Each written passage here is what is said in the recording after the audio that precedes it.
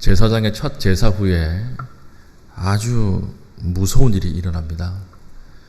막 타오르던 이스라엘의 열기, 어제까지 본문이 어떤 내용이었습니까? 이제는 제사 모든 준비가 다 완료되고 아론과 모세가 백성을 향해서 축복하니까 하나님이 불이 번제물에 떨어졌지요. 그래서 번제물이 타고 하나님이 이제는 죄 사하심의 사역을 시작하셨다, 이 선포로 끝나는데, 이런 축제 같은 분위기 가운데 무서운 일이 일어난 것입니다. 어떤 사건입니까? 제사장 아론의 두 아들을 하나님께서 죽이신 사건입니다. 왜 죽이셨죠? 1절, 아론의 아들 나답과 아비후가 각기 향로를 가져다가 여호와께서 명령하시지 아니하신 다른 불을 담아 여호와 앞에 분향하였더니. 그러니까 항상 쓸 수 있는 불이 정해져 있었습니다. 우리 어저께 살폈던 본문 마지막에 24절 보니까 불이 여호와 앞에서 나와 제단 위에 번제물과 기름을 사른지라 온 백성이 이를 보고 소리 지르며 엎드렸더라. 여기에서 나온 불만 사용할 수 있었어요. 하나님께서 주신 최초의 이 불을 꺼트리지 아니하고 모든 제사에는 이 불만 사용할 수 있었습니다. 그것을 하나님께서 수차례 강조했죠. 아주 중요하게 제사장은 불 관리를 잘 해야 한다, 불을 꺼뜨리지 말라, 이렇게 이야기를 했음에도 불구하고 오늘 아론의 아들 나답과 아비후는 어떤 불을 사용했죠? 그 불이 귀찮았던 것 같아요. 그 불을 사용하지 않고 다른 불을 가져다가 하나님 앞에 제사를 드렸더니 그 결과 어떤 일이 벌어졌습니까? 2절, 불이 여호와 앞에서 나와 그들을 삼키매 그들이 여호와 앞에서 죽은지라. 하나님께서 불로 제사장의 두 아들을 태워서 죽인 이런 사건이 일어납니다. 왜 이런 다른 불을 드렸을까요? 이 성경에 자세히 정확하게 나와 있지 않지만 우리가 유추해 볼 수는 있습니다. 왜 그런가 하면 이 사건이 끝나고 나서 모세가 재교육하는 장면이 있습니다. 다시 한번 철두철미하게 재교육하는 내용이 9절입니다. 9절, 너와 내 자손들이 회막에 들어갈 때에는 포도주나 독주를 마시지 말라. 그리하여 너희 죽음을 면하라. 이는 너희 대대로 지킬 영영한 규례라. 다시 한번 뭘 강조하고 있습니까? 포도주와 독주를 마시지 말라, 이렇게 이야기한 것으로 봐서 오늘 이 아론의 두 아들 나답과 아비후가 아마 만취 상태로 하나님 앞에 다른 불을 드렸거나 숙취가 아주 심해서 이걸 잃어버리고 다른 불을 드렸을 것이다, 이렇게 볼 수가 있는 것이죠. 그런데 아론의 입장에서는 얼마나 하나님 앞에 서운하겠어요. 하나님 앞에 영광을 구하겠다고 자기의 아들들도 아버지 저는 제사장이 되겠습니다, 이래가지고 제사장이 되었는데 하나님 그걸 태워 죽인 거예요. 다른 불을 드렸다 그래가지고 하나님 그걸 태워 죽인 거예요. 그러니까 얼마나 마음이 상하고 마음이 아팠겠습니까? 그런데도 불구하고 오늘 본문 보니까 아론은 잠잠했더라, 이렇게 되어 있죠. 그러니까 아론이 예전에 금송아지 숭배했을 때보다 많이 성숙한 것 같습니다. 잠잠하게 하나님의 이거 하신 일들을 보고 있는 것입니다. 그런데 뒤에 모세의 처방이 더 무서워요. 이게 어떠냐? 4절, 모세가 아론의 삼촌 우시엘의 아들 미사엘과 엘사반을 불러 그들에게 이르되 나와 너희 형제들을 성소 앞에서 진영 밖으로 메고 나가라 하매. 여기서 치우란 말이에요. 시체를 치우는데 5절, 그들이 나와서 모세가 말한 대로 그들을 옷 입은 채 진영 밖으로 메어내니.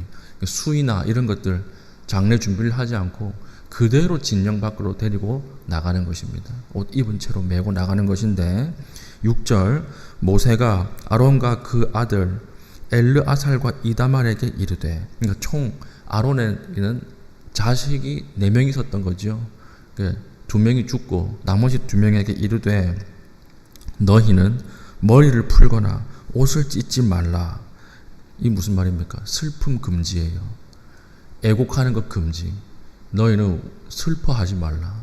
슬퍼하면 어떻게 돼요? 이다말에게 이르되 너희는 머리를 풀거나 옷을 찢지 말라. 그리하여 너희가 죽음을 면하고. 이 말은 슬퍼하면 너희도 죽인다는 거예요. 하나님께서. 좀 잔인하지 않습니까? 너희 형제가 죽은 것에 대해서 슬퍼하지 말라. 이것 때문에 슬퍼하면 너희도 죽는다. 이렇게 모세를 통해서 이야기하고, 여호와의 진노가 온 회중에게 미침을 면하게 하라. 회중도 죽인다는 거예요. 회중도. 너희가 너희 형제가 죽음을 인해서, 다른 불로 인해서 죽었다라고 하는 것을 슬퍼하면 너희도 죽이고 회중도 다 죽이겠다. 이렇게 이야기합니다. 그래서 오직 너희 형제 이스라엘 온 족속은 여호와께서 치신 불로 말미암아 슬퍼할 것이라. 제사장이 죽었다는 것에 슬퍼하지 말고 하나님의 여호와의 불이 너희를 쳤다는 것에 대해서만 슬퍼하라. 이것에 대해서만 슬퍼해야 할 것이다. 이렇게 슬픔 표현 금지를 조항을 내렸던 것입니다. 무슨 말일까요? 좀 과한 것 같지 않습니까? 어떻게 자녀가 죽었는데 슬퍼하지 않고 형제가 죽었는데 슬퍼하지 않겠습니까? 그런데 하나님께서 이걸 금지하신 거예요. 그리고 핵심은 무엇입니까? 오늘 핵심은 우리 마지막 절, 6절 마지막 절에 있는 오직 너희 형제 이스라엘 온 족속은 여호와께서 치신 불로 말미암아 슬퍼할 것이라. 너희가 하나님 앞에 심판의 대상이 되었다는 것에 대해서 슬퍼해야지, 너희들에게 온 이런 아무것도 아닌 슬픔, 이것 가지고 슬퍼하지 말라라고 하시는 것입니다.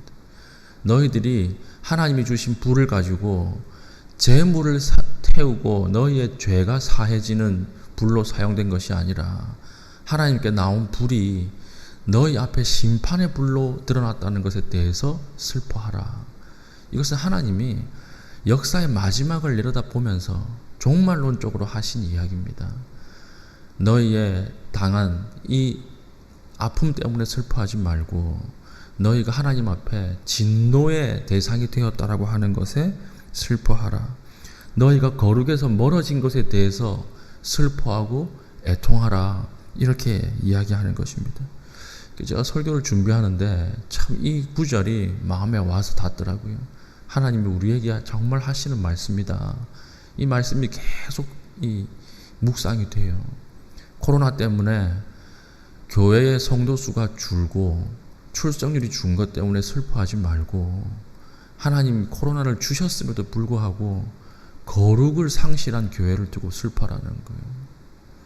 우리 자녀가 하나님 앞에 좋은 대학에 들어가지 못하고 취업하지 못하는 것에 슬퍼하는 것이 아니라 우리 자녀가 하나님을 떠나서 심판의 대상이 된 것에 대해서 슬퍼하라고 하는 것입니다. 우리 사업이 잘 되지 않는 것, 이것 때문에 슬퍼하지 말고 우리 기업이 하나님의 거룩을 훼손시켰던 이 사건 때문에 슬퍼하라. 이렇게 말씀하시는 거예요. 나의 죄로 인해서 당황하지 말고 죄로 인해서 내가 하나님의 심판이 된 이 상태 때문에 슬퍼하라. 오늘 이렇게 하나님께서 우리에게 말씀하고 계시는 것입니다. 우리를 돌아보고 오늘 이 시간 하나님의 거룩과 영광을 가렸던 이것을 두고 슬퍼해야지, 나의 죄의 결과로 당하는 고통과 아픔 때문에 너희는 슬퍼하지 말라. 이렇게 이야기하고 계시는 것이죠. 오늘 우리는 어떻습니까? 하나님 앞에 나올 때 무엇을 두고 눈물 흘리고 무엇을 두고 하나님 앞에 아파하고 있습니까? 오늘 하나님께서는 오늘 제사장 아들 나답과 아비후의 죽음을 통해서 우리에게 말씀하고 계십니다.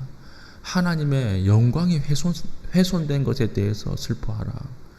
하나님의 거룩을 훼손시켜서 너희가 마지막 여호와께서 나오는 불이 재물을 태우지 않고 너희를 태우는 이 사건, 너희가 종말론적 심판의 대상이 된 것에 대해서 슬퍼하라는 것입니다. 오늘 우리가 하나님 앞에 더욱더 우리 자신을 돌아보고 우리 자신이 하나님 앞에서 우리가 지은 죄 때문에 하나님 앞에 나아갈 수 없는 존재라고 하는 것을 깨닫고 이것을 향해서 슬퍼하고 하나님의 은혜를 구할 수 있는 믿음의 신실한 주의 백성 되기를 축복합니다. 아멘.